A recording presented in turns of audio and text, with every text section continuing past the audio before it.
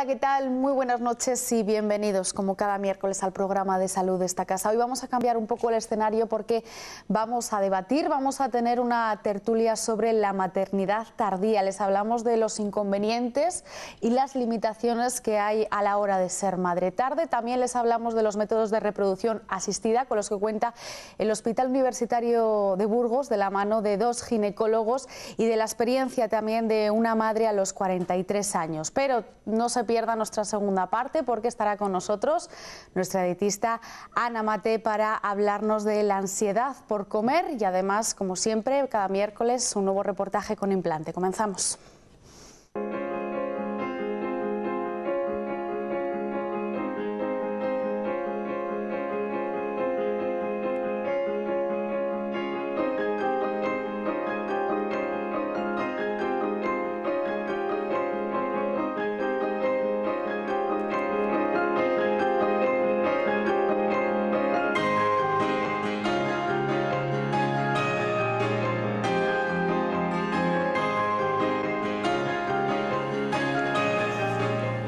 Les voy a presentar a nuestros siguientes invitados y ya saben, bueno, pues que el caso de Mauricia, mujer de 64 años que acaba de ser madre de hace apenas un mes de 2 gemelos, ha hecho que se plantee hasta qué edad se debería ser madre. Esta noche vamos a hablar de esas limitaciones o de esos inconvenientes de una maternidad tardía a través también de la experiencia de una madre que está aquí con nosotros. Concheta, muy buenas noches. ¿Qué tal? Buenas noches. Bien. Va a participar también en esta tertulia Adrián Martín, ginecólogo del Hospital Universitario de Burgos. Muy buenas noches. Buenas noches. Y María Guerrero, miembro del Comité de Ética del Hospital Universitario de Burgos. Muy buenas noches. Buenas noches. Bueno, lo primero, María, no sé, desde el Comité de Ética, ¿qué opináis de esta maternidad tardía?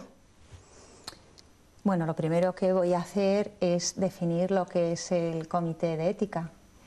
El Comité de Ética del Lugo está formado por un grupo de expertos, tanto sanitarios como no sanitarios, médicos, enfermeras, técnicos, una profesora de filosofía, un sacerdote. No quiero dejarme a nadie en el tintero, así que voy a poner aquí el punto final. Es decir, es un comité asesor por parte del hospital o de cualquier persona que quiera recurrir a él, en el cual se nos plantean casos precisamente relacionados con la bioética. La función de la bioética es promover los principios más adecuados a la conducta humana respecto a la vida. Cuando desde la prensa, los medios de comunicación, se nos pidió nuestra opinión, nosotros valoramos la situación y desde luego no es lo mismo tener una maternidad tardía a la edad de Concheta, 43 años, una mujer relativamente joven, dentro de lo que es la vida y la maternidad, y no es lo mismo ser madre a edades mucho más tardías, a edades clínicamente inadecuadas, no solo por el hecho del embarazo, de la gestación y del parto, sino porque hay un compromiso con un menor al que hay que cuidar, tiene que crecer y tiene que tener siempre a alguien a su lado durante su crecimiento, que lo cuide, que lo arrope, que lo proteja.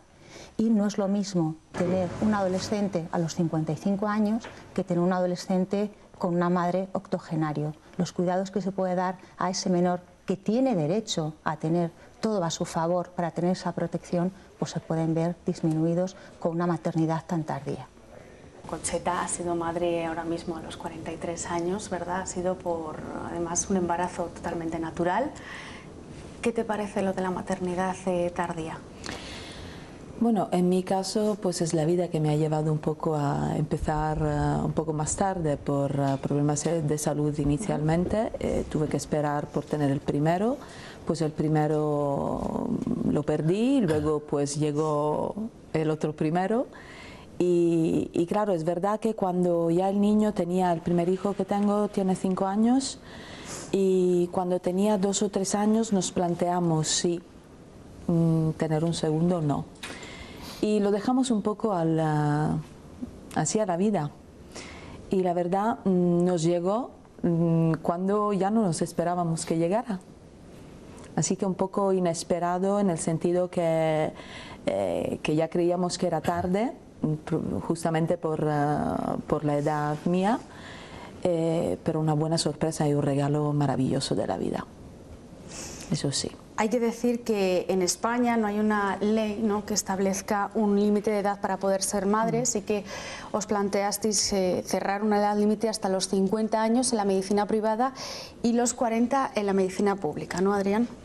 Sí, ahora mismo en la medicina pública, para poder plantear un tratamiento de reproducción, el límite de edad está establecido en los 40 años desde el momento en el que se indica el acceder a una técnica de reproducción asistida. 40 años para la mujer, 55 años para el caso del varón. Una persona es libre, ¿no? Tiene totalmente su derecho absoluto, ¿o tendría la sociedad que poner unos límites? Es una pregunta muy difícil. A ver, los límites yo creo que los establece la propia responsabilidad de cada uno. Entonces, María lo ha explicado perfectamente. Su caso no es comparable con el caso que nos ha traído aquí esta tarde. Un embarazo con 43 años, ahora mismo una mujer sana, pues es un embarazo, una mujer de edad avanzada, pero aún así puede ser un embarazo totalmente viable, sin tener apenas problemas y con un desarrollo tanto del feto y totalmente correcto y no implicar nada. Entonces, poner límites a una pareja en cuanto a la edad es difícil. Yo no sabría contestarte en cuál es el límite. Ahora mismo las recomendaciones de la Sociedad Española de Fertilidad ha puesto ese límite en 50 años un poco por consenso, pero es difícil. Ahora mismo, María, parte de los casos, ¿no?, de parejas que no consiguen tener un hijo es por el retraso de la edad, ¿no? Efectivamente, efectivamente. El principal problema que hay en reproducción para conseguir el embarazo es el embarazo a edades tardías y lamentablemente una mujer tiene un embarazo tardío ya a partir de los 30 años, es decir, la naturaleza nos ha concebido para ser madres jóvenes y la vida y las situaciones nos ha llevado para ser madres a los 40. Hoy la mayor parte de los partos en nuestro servicio, un porcentaje pequeño, desde luego es menor de 20 años y sería el momento ideal para ser madre desde el punto de vista fisiológico. Cuando más sano está un cuerpo, cuando más preparado está, cuando más puedes luego afrontar un seguimiento en cuanto a la crianza y el cuidado de tus hijos. Pero la vida nos ha llevado a tener hijos a los 40, porque vamos retrasando, tenemos otros objetivos, igual no prioritarios, pero sí que vamos poco a poco retrasando, porque también es verdad que todos los adelantos médicos nos permiten ser madres más tardíamente y en unas circunstancias distintas. Y apoyo lo que decía Adrián, tener un embarazo a los 30, a los 40, con la medicina actual no implica un incremento importante del riesgo. Los riesgos son mucho más tarde, pero no solo los riesgos médicos, sino también los riesgos físicos y en cuanto a una crianza adecuada de los hijos. Físicamente, por ejemplo, tu Concheta, de tener hace un niño, ¿no?, hace 5 años. Pues el primer embarazo, los embarazos que he tenido siempre han sido buenos, pero con diferencia el mejor. El día 1 de marzo nació Alessio y el día 28 estaba trabajando por la tarde-noche. O sea, ingresé al hospital, nada más llegar a casa con contracciones y ya me fui directamente. O sea que tuviste muy buen embarazo. Estupendo, muy buen embarazo. Pues algo normal que son las náuseas del principio, pero es que luego fenomenal. O sea, a medida iba avanzando el embarazo, pues cada día mejor. O sea, le digo, tengo un recuerdo bueno del otro, pero de este yo creo que nunca se me olvidará, justo por eso, porque digo, 5 años más y encima con más de 40, pues crees que vas a tener no, ningún problema, ninguno. No sé si te podría... Ni a nivel médico, ni a nivel... nada, ninguno. A nivel, por ejemplo, médico, ¿te dijeron riesgos que podrías tener? Claro, sí. ¿Qué riesgos puedes tener? Riesgos de malformaciones, por supuesto, riesgos míos... porque claro, ya riesgos antes del embarazo y después, o sea, y durante, pero en ninguno de estos casos, o sea, hemos tenido suerte que no nos ha pasado nada de estos, ni en mi caso ni en el caso del bebé. Son riesgos que no hay que descartarlos, ¿no? A partir de los 40, ¿qué es lo que le puede ocurrir, ¿no?, tanto a la madre como al bebé?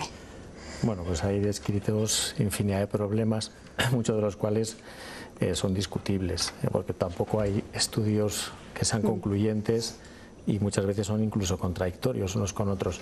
Yo creo que lo más importante de cara a plantear un embarazo en una mujer de edad más avanzada, a partir de los 40 años, es quizás hacer una primera evaluación de su estado físico y ser conocedora si tiene alguna patología de base, porque realmente cuando aparecen los problemas es porque detrás hay alguna patología que incluso puede hasta desconocer. O sea, hay determinadas enfermedades que son más prevalentes a medida que envejecemos o que aumentamos en edad, como la hipertensión, problemas endocrinos, la diabetes, problemas de tiroides. Entonces yo creo que es fundamental ser conocedor de que no exista un problema de ese tipo.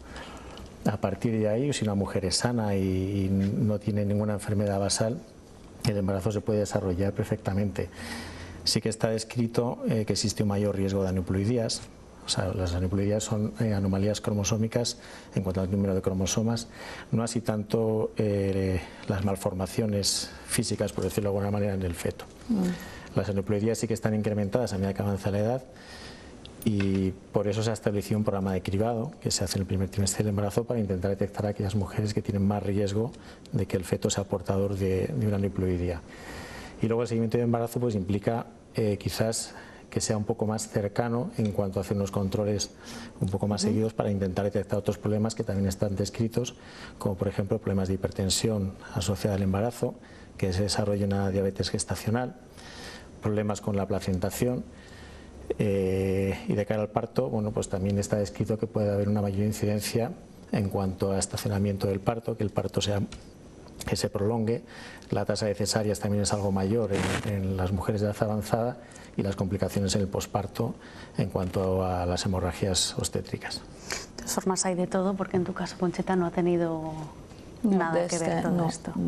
¿Verdad? ¿Se hacen pruebas específicas, aparte de ese cribado que has comentado de los 3 meses, a mujeres mayores de 40 años, antes?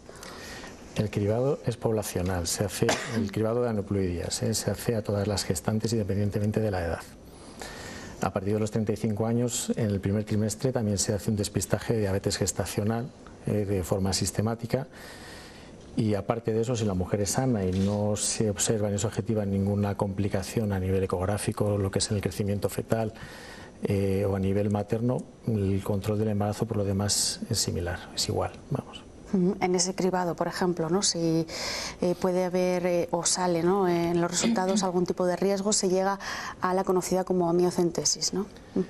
Sí, pero igual que el resto de las mujeres, la edad ahora mismo ya no es un criterio para optar directamente a una prueba invasiva, a una amniocentesis, porque el programa de cribado contempla la edad materna, o sea, la edad es una variable que sesga el resultado del cribado junto con unos marcadores bioquímicos que se determinan junto con la analítica que se hace en la semana 10 del embarazo y unos marcadores ecográficos que se hacen en la semana 12. Entonces existe un test que es el test combinado, que lleva muchos años ya vigente y que está validado y vamos, funciona bien, en el que se utilizan todas estas variables y nos estima un riesgo de que el feto pueda aportar una trisomía 21, que es la aneuploidía más frecuente, una trisomía 18 y una trisomía 13. Si no existe un riesgo mayor al punto de corte que está establecido en no 270 aquí ahora mismo, no hacemos una prueba invasiva de entrada, aunque la mujer tenga 43 o 44 años. En tu caso, no sé si te llegaron a realizar esta prueba, Concheta. No, porque estaba fuera. Me pilló que estaba fuera, así que decidí no hacerla. ¿No hacerla por algún motivo? Se hablan siempre no hacerla porque estaba en otro país, así que teniendo el seguimiento aquí no me parecía. Al final son distintos criterios también, son distintos, así que preferí. Se habla también como una prueba de riesgo, María, la amniocentesis.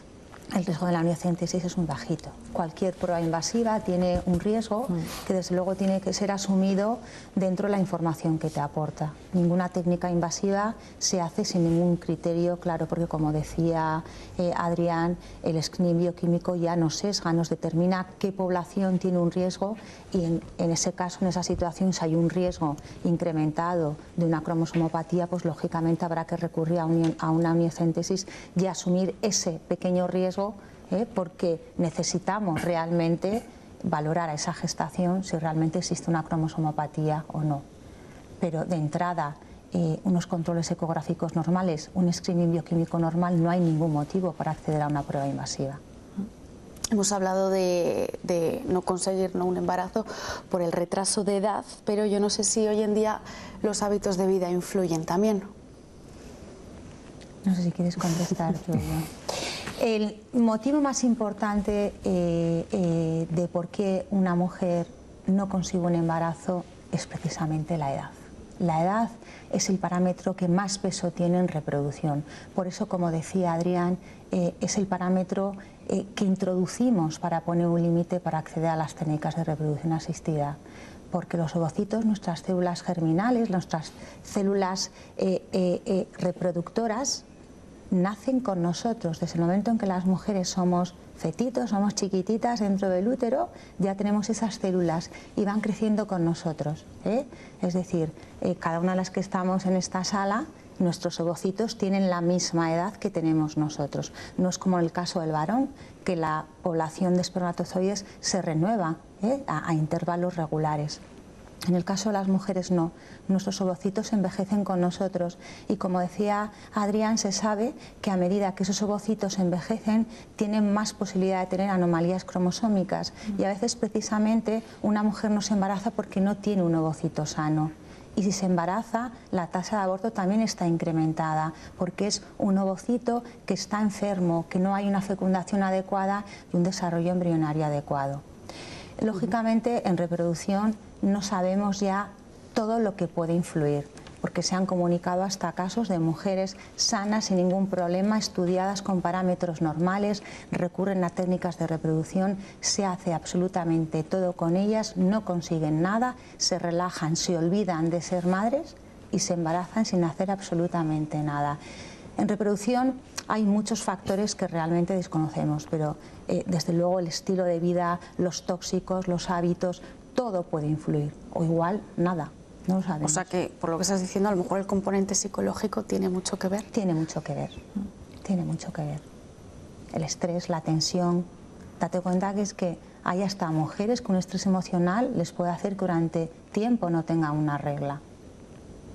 Una anoréxica se queda sin regla por ese impacto, por esa tensión, por ese trastorno endocrino tan importante que tiene. Pueden influir tantísimas cosas en reproducción.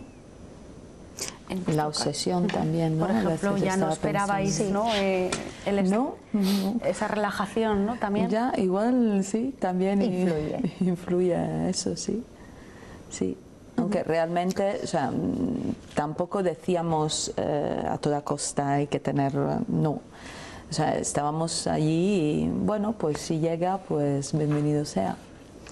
¿Son cada vez más las parejas que pasan por un tratamiento de reproducción? Pues sí, lógicamente una cosa va unida a la otra, insistiendo.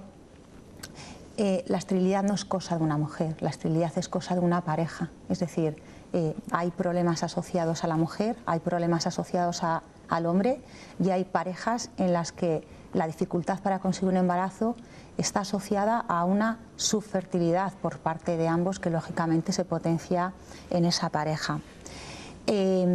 Si lógicamente a esto le sumamos las edades tardías, pues lógicamente la solicitud, la demanda de estudios de esterilidad y de técnicas de reproducción asistida se está incrementando de forma importante. ¿Cuánto tiempo tiene que esperar una pareja para acudir a un especialista? Pues también depende de la edad. No es lo mismo un retardo en ser madre a los 25 que a los 39. Porque lógicamente a la mujer de 25 años, si nos viene a los 3 meses diciendo que no se embaraza, le diremos que se relaje, que se lo tome con calma, si es una paciente sana de entrada, que no la veremos hasta dentro de un año. Mientras que esa mujer tiene 38 años, le diremos que se relaje y que venga en 3 meses. Porque la mujer de 38 años sí que tiene mucho peso el tiempo, se le acaba, mientras que la de 25 todavía tiene mucho tiempo por delante. Desde el Hospital Universitario de Burgos, ¿cuál es el protocolo a seguir cuando llega una pareja que no puede quedarse embarazada? ¿Quieres contestar? Sí, bueno, pues cuando se deriva una pareja con un problema de esterilidad, pues lo primero es hacer un estudio completo para intentar buscar la causa.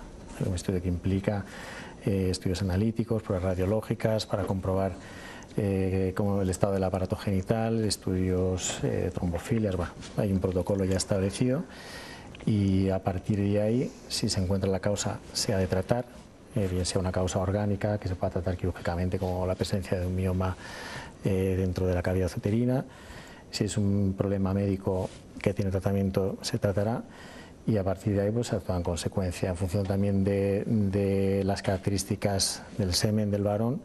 Pues se pueden iniciar tratamientos con inseminaciones, que es lo que podemos hacer nosotros en las consultas de repro de nuestro hospital. Si con los tratamientos de inseminaciones no hay éxito, entonces ya a partir de ahí se tramita la derivación para técnicas ya de fecundación in vitro, que estas se están haciendo centralizadas en nuestra comunidad en Valladolid. No se realizan aquí, sino que les deriváis a Valladolid. A Valladolid, sí. Todo esto de lo que hablamos, bueno, pues ha venido, ¿no?, sobre todo por el caso de Mauricia, mujer de 64 años, como hemos dicho, que acaba de ser madre, ¿no?, de dos gemelos en el hospital de Recoletas, que por cierto han estado también, hay que decirlo, sus médicos, sus ginecólogos invitados a este programa, pero no han podido asistir. Tú como madre, Concheta, ¿cómo ves este caso? Pues me parece ya muchos años, además, que está fuera realmente de la edad de reproducción, ¿no?, de una mujer. O sea, ya me parece, personalmente, no soy quien para juzgar, pero en mi caso yo creo que ya 43 años es una edad tope. En tu caso, no volverías o sea, ahora mismo volverías a ser madre con más edad. Pues mirando al embarazo que he tenido y al resultado, pues sí, pero pensándolo, o sea, realmente con racionalidad, no. Piensas, por ejemplo, en tu caso, en tus hijos, ¿no? Claro, también. Y el futuro de ellos, porque es que es verdad que la edad no es la misma, o sea, no es lo mismo tener 25 años como tenía mi madre cuando me tuvo a mí y tener un adolescente con 40 años que con 50 y más. Está claro, ¿no?, que Mauricia fue a hacerse una inseminación, no se hace en España, está totalmente prohibido, se ha hecho en Estados Unidos. No sé, como ginecólogos, ¿qué opináis de este tema, ¿no?, de ser madre a los 64 años? Yo creo que María en su primera intervención lo ha explicado perfectamente. O sea, y lo que he dicho antes, hay que ser responsables con lo que hace cada uno y yo tampoco soy nadie para juzgar lo que esta mujer pensó en su día y por qué lo hizo, pero bueno, 63 años pues quizás sea una edad, pensando sobre todo en la responsabilidad hacia sus hijos en el futuro, pues excesiva, no sé, yo creo que... Que por cierto, María, ¿qué hay de la privacidad de un paciente? Nosotros, los profesionales sanitarios y multitud de profesionales, trabajamos bajo la Ley Orgánica de Protección de Datos. Todo paciente tiene derecho a la confidencialidad, a la protección y a el caso tan excepcional como es este. Desde luego la comunidad médica tenemos foros, tenemos revistas, tenemos muchas formas de comunicarnos entre nosotros para que otros colegas reciban la información de las posibilidades. Sí que es verdad que cualquier útero es capaz de gestar, cualquier útero que demos un tratamiento hormonal va a llevar adelante un embarazo. Pero es que la maternidad no es solo gestar y parir, la maternidad va mucho más allá que todo esto. Yo creo, porque en este caso desde el Comité de Ética se nos ha preguntado mucho, sacamos un comunicado a la prensa, lo debatimos y creemos que hay que respetar la confidencialidad del paciente, pero lo que carecemos es la información de lo que el paciente ha querido contar y que divulgue. Desconocemos hasta qué punto esta mujer ha querido vender toda la información, no vender a cambio de dinero, quiero decir exponerla. Sí que es verdad que también comemos todos los días y cenamos con noticias en los telediarios de la prensa de temas médicos y esto es un arma de doble filo porque a veces para poder interpretar las noticias hay que tener unos conocimientos mínimos y yo lo que sí quería desde el punto de vista de representante del Comité de Ética decir que esto es un caso excepcional, que esto no puede abrir puertas para pensar ni normalizar esta situación, y hay que asumirla como lo que es, un caso excepcional que ha ocurrido. Ojalá vaya todo bien, porque la responsabilidad que tiene esa mujer, no con uno, sino con 2 niños, una gestación gemelar, hasta para una mujer joven, es una carga tremenda, y yo le deseo sinceramente lo mejor a ella y a sus hijos. Y además, lo que comentaba Adrián, cada uno tiene que asumir las consecuencias pues, de sus actos y de sus decisiones. Pero yo, a mi entender, no quiero hablar de Mauricia de forma individual, quiero dejar claro que puede ser hasta irresponsable una maternidad tan tardía, se llame como se llame. Ahí dejamos también, ¿no?, esa pregunta lanzada para que cada uno pues, conteste desde su casa. No tenemos tiempo para más, os damos las gracias, Concheta, Adrián, María, por haberos acercado y por tener, ¿no?, esta pequeña tertulia. Gracias. Muy bien, gracias. Nos vamos a ir unos minutos a publicidad y después, como cada miércoles, estará para darnos esos consejos de alimentación nuestra dietista Ana Mate.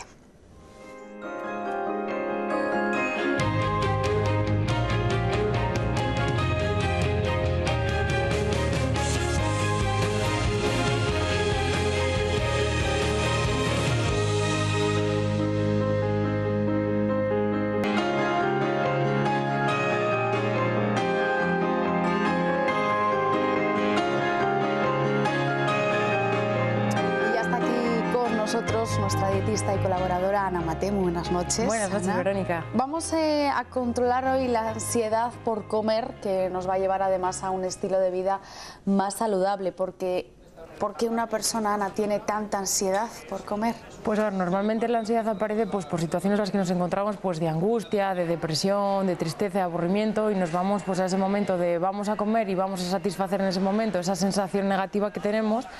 Pero pese a aliviar, que sí que es verdad que aliviamos de momento, de forma momentánea, esa sensación negativa que tenemos, lo que vamos a hacer es agravar la situación, porque luego va a venir ese sentimiento de culpabilidad de haber comido compulsivamente o haber comido alimentos superfluos que no deberíamos de haber comido por simplemente encontrarnos en esa situación de negatividad. ¿Esto es algo muy común, que se ve mucho? Comer pues con es algo ansiedad más común de lo normal, y es más, es un problema que a mí me parece bastante grave porque puede llegar a generar una adicción, de lo cual es algo que se puede controlar simplemente llevando un estilo de vida saludable, pero también hay que saber diferenciar lo que es la ansiedad o el hambre emocional que conocemos, ¿vale?, al hambre real o el hambre físico, que es el hambre que sentimos porque realmente tenemos una necesidad fisiológica de tener que comer.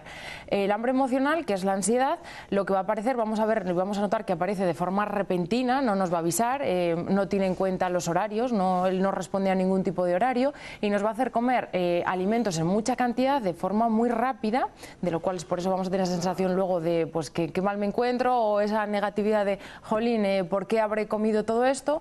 Mientras lo que es el hambre real o el hambre físico aparece de una forma progresiva, sí que responde a unos horarios, nos invita a comer alimentos más saludables y en unos horarios pautados. Entonces hay una diferencia entre la una y la otra, y sobre todo hay que saber dónde se siente. El hambre real se siente en el estómago, que si nos fijamos simplemente es ponerse la mano encima de las costillas con la mano izquierda, y si ponemos la otra mano debajo tenemos el estómago. Si sentimos ahí el hambre, eso sí que es un hambre físico, pero si lo sentimos en la zona central, que es donde tenemos el corazón o el esternón, ahí estamos hablando que es un hambre emocional, y es algo que podemos sentir cualquier persona en cualquier momento. Yo creo que es algo que podemos experimentar muchos de nosotros en cualquier momento de nuestra vida. Por lo tanto, con la ansiedad no se tiene un hambre real, ¿no? No es un hambre real, pero es un hambre que realmente satisfacemos a la hora de que nosotros comemos esos alimentos que son poco saludables para nosotros. O sea, de forma momentánea sí que lo llegamos a aliviar. Has comentado que incluso puede llegar a generar problemas de salud. Puede generar problemas de salud como son trastornos de la conducta alimentaria, como es el caso de la bulimia, puede llegar a provocar un sobrepeso o una obesidad, pues porque comemos muchos alimentos que son muy hipercalóricos, ricos en grasas, en azúcares o sales. Entonces hay que tener mucho cuidado con ello y saber controlarlo, y si no somos capaces de controlarlo, pues acudir a alguien que nos pueda ayudar para evitar tener esos momentos que son bastante desagradables y que nos puede llevar a una patología, al igual que por el exceso de consumo de esos alimentos, el que aparezca hipertensión, colesterol, diabetes, etcétera. ¿Es sencillo controlarlo?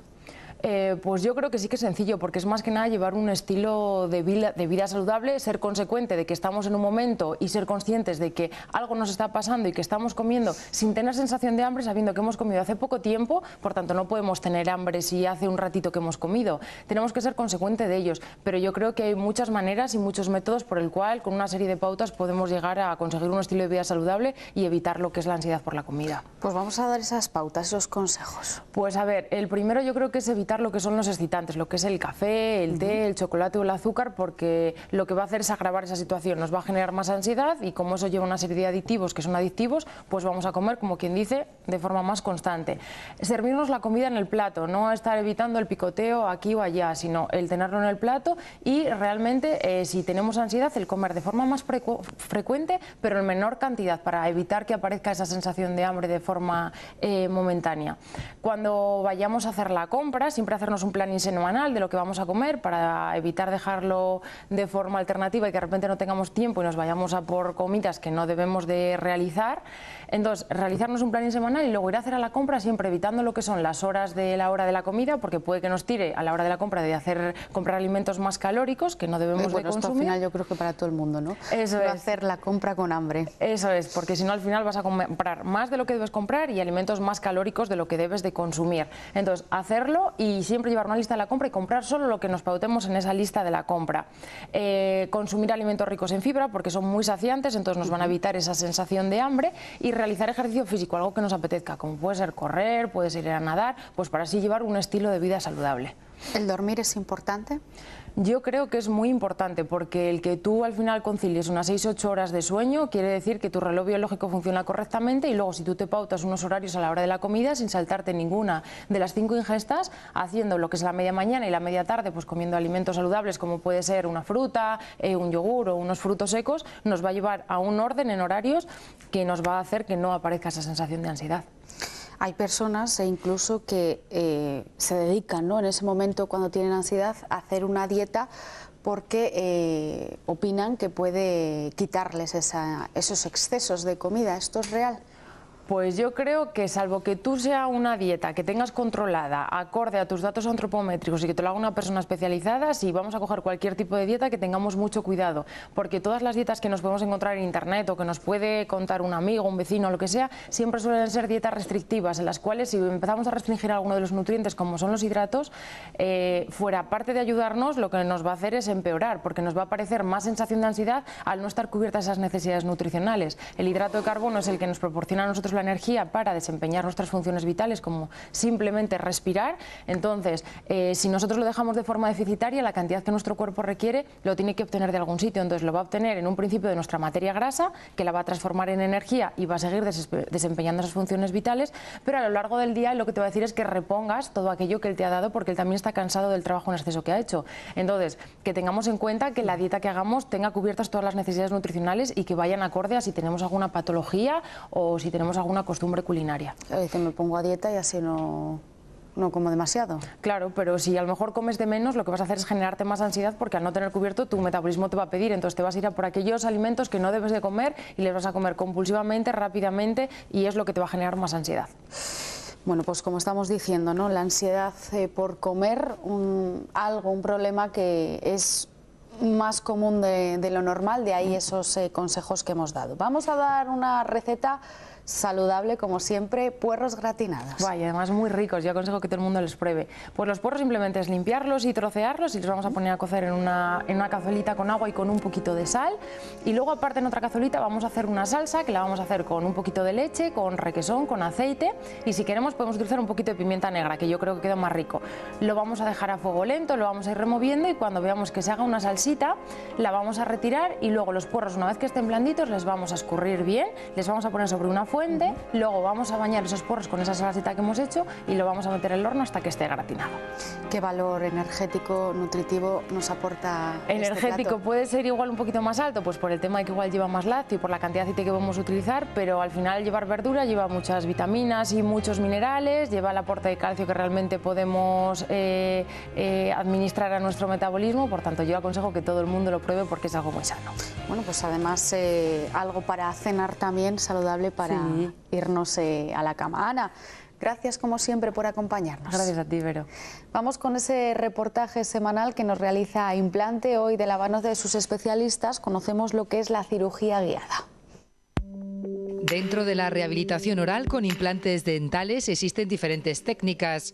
Una de ellas, la cirugía guiada, que nos va a permitir transferir las imágenes del hueso en un escáner a la boca del paciente. El software informático va a facilitar al profesional visualizar dónde se va a poner el implante de forma exacta, mediante una placa transparente que guíe, mediante unas arandelas, que guíe a la hora de posicionar y de fresar el implante. Esto lo que nos permite es que dentro de un software informático vamos a poder tener el hueso y vamos a poder visualizar dónde queremos poner el implante exactamente, para así ponerlo en las coordenadas óptimas para la inserción del mismo. Es decir, donde haya mayor densidad ósea y donde haya mayor volumen óseo. El sistema tiene una precisión milimétrica tanto en profundidad como en posición. Además, gracias a esta placa transparente obtendremos un molde con los implantes colocados antes de proceder a la intervención del paciente. Una aproximación, y esto lo que va a permitir es que antes de la intervención tengamos unos dientes provisionales que podremos instalar justo tras la misma. Esto lo que permite es que evidentemente es que un paciente que no tiene dientes, que es totalmente edéntulo, pues puede salir en el mismo acto operatorio con unos dientes provisionales. Estos dientes provisionales nos van a permitir masticar comida, pero hasta un cierto límite, porque son los implantes los que están osteointegrándose y en el momento de la colocación no tienen la máxima adhesión sobre el hueso. La dieta que ha de tomar durante los 3 primeros meses estos pacientes es una dieta blanda. No pueden comer carnes ni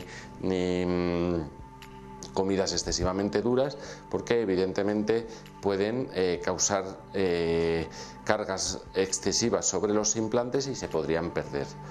El paciente deberá después acudir a consulta al menos una vez al mes para que se proceda a realizar una revisión. Para levantarlo, higienizarlo, ver cómo están esos implantes, si hay alguno que tenga alguna inflamación, para así tratarla.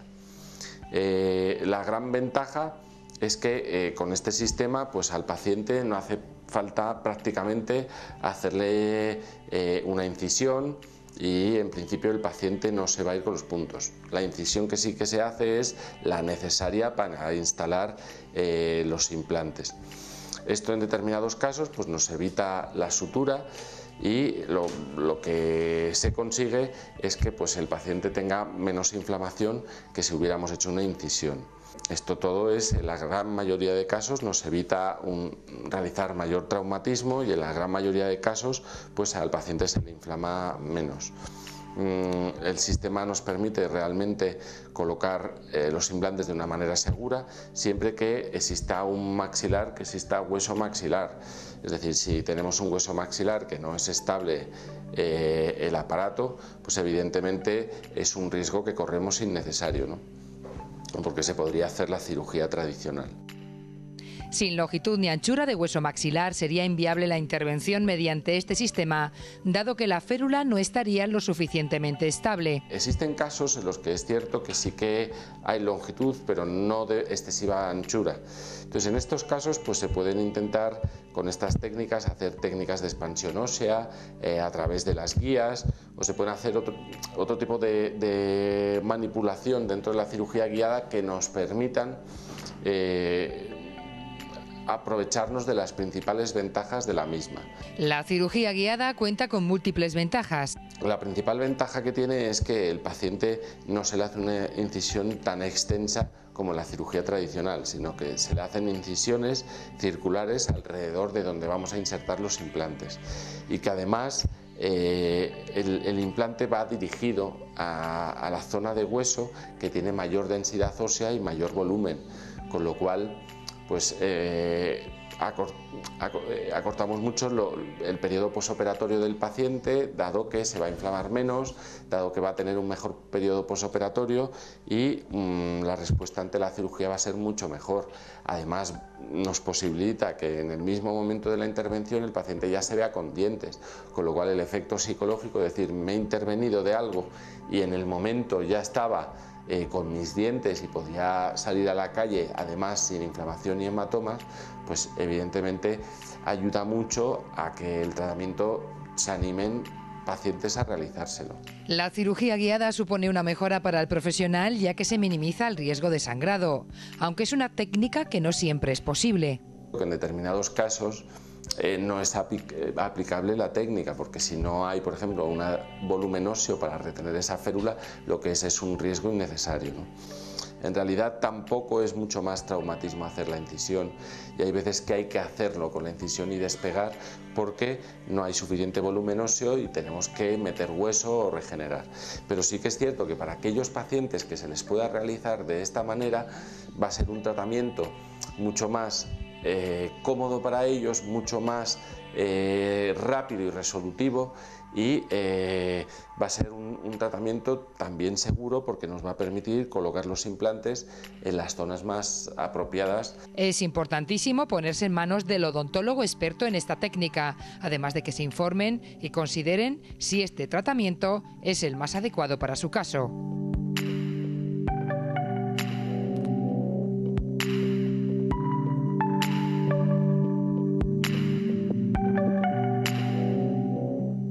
Y ahora sí, nos despedimos. Más salud, como ya saben, la próxima semana a partir de las 11 de la noche. Gracias por acompañarnos. Chao.